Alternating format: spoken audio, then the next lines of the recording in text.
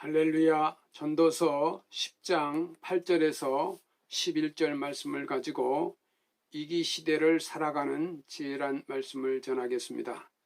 코로나 바이러스 19로 많은 어려움을 겪으면서 새로운 신조어들이 많이 생겼습니다. 가장 대표적인 것 가운데 하나가 뉴노멀이라는 말입니다. 사전적인 뜻은 시대 변화에 따라서 새롭게 떠오르는 기준이라는 말입니다. 오늘 본문은 특히 이렇게 뉴노멀을 세워가야 하는 이기의 시대에 경청해야 할 말씀을 가지고 오늘 8절 9절 말씀에 보면 함정을 파는 자는 거기에 빠질 것이다. 또 담을 허는 자는 뱀에게 물릴 것이다. 또 담을 허는 자는 뱀에게 물린다. 돌을 떠내는 자는 그로 말미암아 상할 것이다. 나무들을 쪼개는 자는 그로 말미암아 위험을 당할 것이다. 솔로몬은 하나님의 지혜를 전하고자 본문에 사용합니다. 잘 살펴보면 네 공통점이 있는데 우선 어떤 의도를 가지고 행한 일이 예상치 못한 치명적인 위협을 초래할 수 있다는 것입니다. 그리고 그 의도라고 하는 것이 너무도 자기만을 생각하는 이기적인 것일 때 더욱 그렇다는 것입니다. 오늘 본문에 이 경고하고 있는 것처럼 이런 인간의 욕심에 찬 의도적 행동들이 인간이 예상치 못한 치명적 위협을 초래할 수 있습니다. 자기만을 생각하며 저지른 일들이 생각하지 못했던 큰 사고를 치게 되는 것입니다. 본문 10절에 보면 이런 말씀이 있습니다. 철 연장이 무디어졌다는데도 나를 갈지 아니하면 힘이 더 드느니라. 철 연장을 잘 갈아서 나를 세워서 써야 힘이 덜 들고 작업도 잘할 수 있다는 말입니다.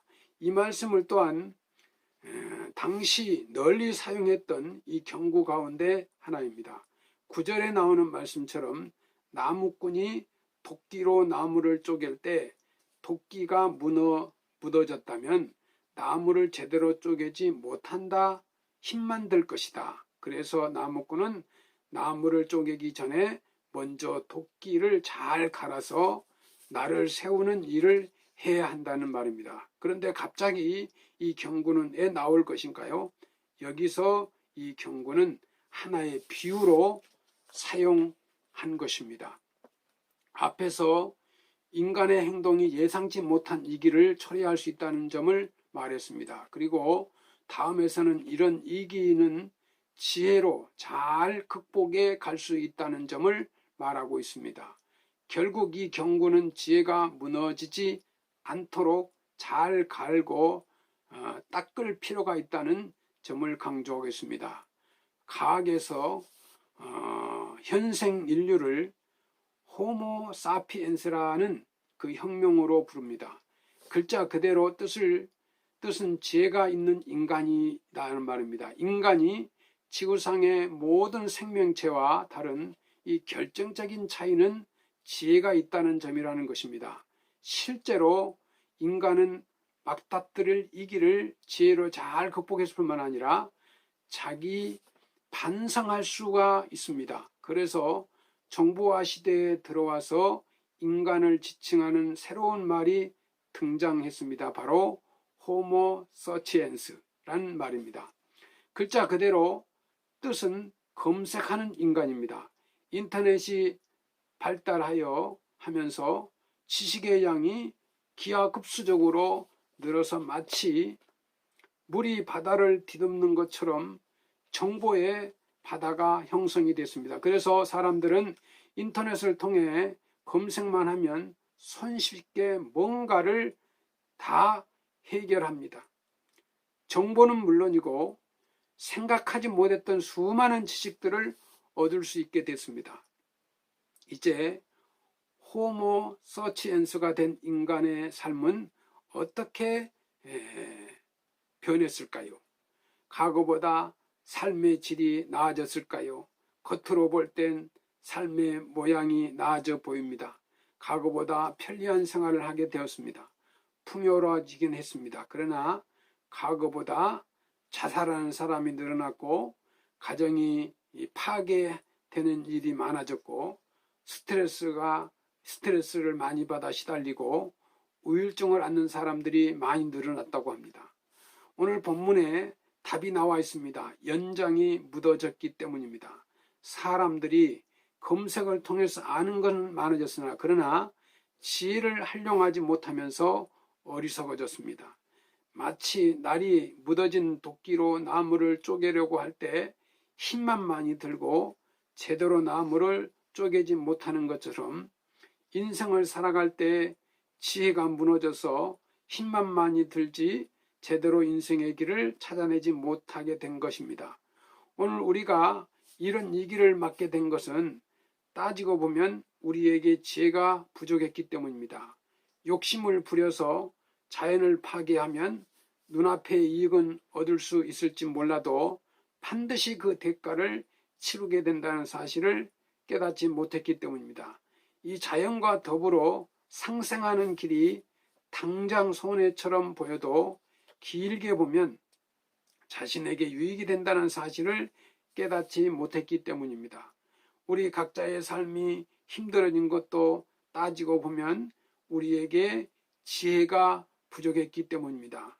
하나님을 경외하며 사는 것이 당장은 손해가 되는 것 같지만 결국은 하나님의 은혜 안에 비교할 수가 없는 큰 유익을 얻는다는 사실을 깨닫지 못했기 때문입니다. 그리고 이웃과 사랑하며 더불어 사는 것이 당장은 내게 큰 도움이 되는 것 같지 않지만 길게 보면 자신에게 유익이 된다는 사실을 깨닫지 못했기 때문입니다.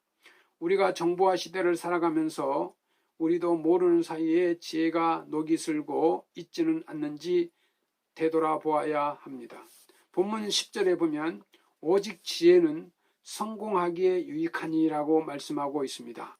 우리가 성공하려면 지혜가 있어야 한다는 말씀입니다. 지혜 없이는 진정한 성공을 이룰 수가 없다는 말씀입니다. 그러면 지혜란 무엇일까요? 이 지식과 비교해서 살펴보겠습니다. 지식은 답이 정해진 문제를 풀어갈 때 주로 활용됩니다. 열왕기상 3장에 보면 지혜가 무엇인지를 잘 설명해 주는 사건이 소개되고 있습니다. 바로 솔로몬 왕의 재판의 이야기입니다. 두 여인이 한 집에 살고 있었고 비슷한 시기에 아이를 낳았습니다. 한 여인이 아이가 죽자 밤에 몰래 다른 여인의 아이를 바꿔치기 한 것입니다. 그 집에는 이 두 여인 외에는 아무도 없었습니다. 이 억울한 여인이 솔로몬 왕을 찾아가서 호소하면서 재판이 열렸습니다. 요즘 같으면 유전자 검사를 하면 간단히 해결될 문제지만 3000년 전에 그 옛날에 이 문제는 난제 중에 난제인 것입니다. 지식으로는 도저히 풀 수 없는 문제입니다. 솔로몬이 칼을 가져오게 해서 아이를 반으로 잘라 두 여인에게 나누어 주라고 명령을 했습니다. 이때 아이의 진짜 엄마가 그 아이를 죽이지 말고 다른 여인에게 주기를 청했습니다. 그래서 솔로몬은 이 여인이 진짜 엄마라는 사실을 밝혀냈습니다. 도대체 솔로몬은 어떻게 이런 지혜를 찾아낼 수가 있었을까요? 그 비결은 잠언 9장 10절에서 찾아볼 수가 있습니다. 여호와를 경외하는 것이 지혜의 근본이요 거룩하신 자를 아는 것이 명철이니라. 솔로몬이 하나님을 경외했기 때문에 지혜의 근본을 찾아낼 수 있었다는 것입니다. 아마도 솔로몬은 이 재판을 하면서 하나님께 기도를 많이 했을 것입니다. 자기는 도저히 이 문제를 풀 수 없다는 사실을 하나님께 구하고 하나님께 지혜를 구했을 것입니다.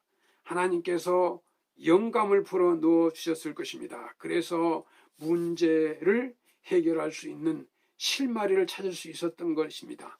아마도 하나님께서 인간을 창조하신 원리를 생각했을 것입니다. 하나님께서는 자식을 양육하기 위하여 엄마의 마음에 지식에 대한 이 특별한 사랑을 담아 놓으셨습니다.